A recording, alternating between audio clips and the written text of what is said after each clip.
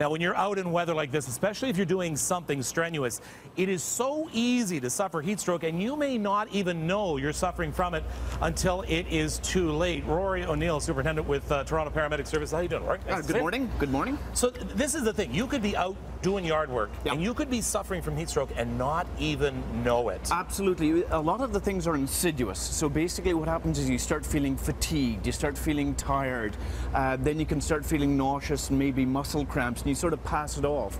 And as it goes on and it progresses, that's when you start getting confused, etc. Now, you and I can tolerate that quite well, but if you happen to be elderly, etc., your ability to go from just feeling a little confused or a little nauseous to quite severe is much shorter.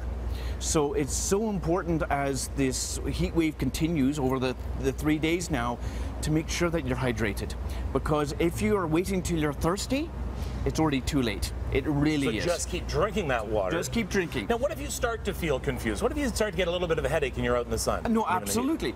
I mean, it sounds common sense, but literally, get inside to where you have air conditioning. If you happen to be out wandering out in the street, or you're commuting into work, or you're on the way home, try to get into somewhere with air conditioning. A store, a restaurant, just somewhere where you can cool down. Try to, if you've got anything tight on, loosen it up and just try to take a load off your system. And you've got some things here, and a lot of us might think this is common sense, but we need to be reminded of it first. Literally, everybody's got the ubiquitous water cooler. Everybody's got, hats. You've got your sunscreen, and this is the sort of thing. I mean, even things such as if you're out in gardening and you do get that headache or anything like that, things like cold packs and everything on the back of your neck, inside.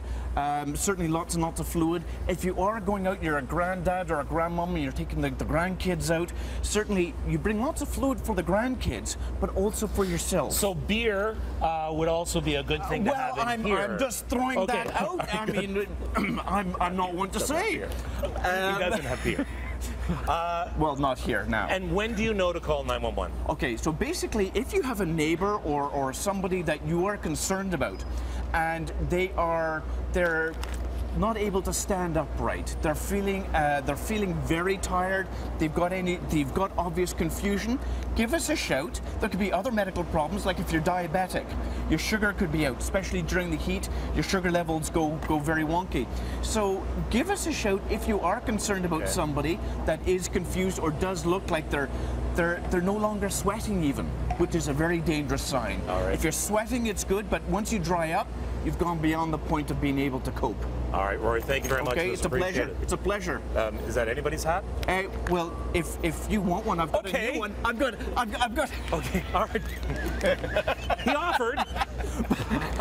Now, we have sent our Winston. Well, it's the hottest day in Toronto here. We've sent our Winston to the coldest place in Toronto right now. Oh, lucky lad. He's out visiting the Iceman, where we get our ice from, or where a lot of us get our ice from. So take it away, Winston.